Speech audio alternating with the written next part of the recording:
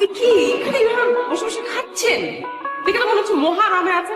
কি করবো বলেন, আপনি আশেপাশে ঘেসতেই দিচ্ছেন না, তার মনের দুঃখে খাওয়া দাওয়া করছি। ভালো, মনের দুঃখে কেউ খাওয়া দাওয়া করে এই প্রথম শুনলাম।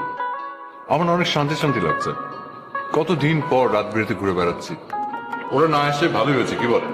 কারণ আপনি আর আমি যাদের জন্য অপেক্ষা করছিলাম, ওরা এলে তো এতক্ষণ আমরা ট্রেনে থাকতাম।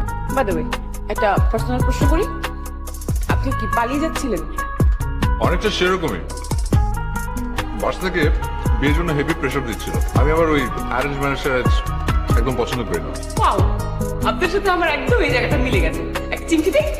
আও, আপনিও কি একই দলে? আই মিন, আপনি কি পালিয়ে যাচ্ছিলেন? আমার অনেক খিদা লেগেছে, ঠিক এগুলো খাবো। ফুচকা টুচকা পাওয়া যাবে না?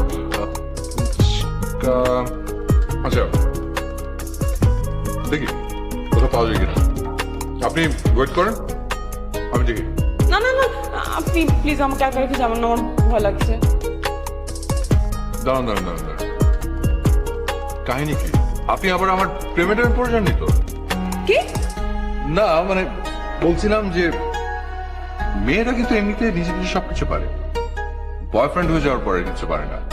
রাস্তা পার হতে পারে না, আইসক্রিম নিতে পারে না, রেস্টুরেন্টে মেনু অর্ডার করতে পারে না, একা একা থাকতে পারে না। আপনি তো দেখি রীতিমতো একটা বান্দর। যে আমি জানি আমি অনেক সুন্দর।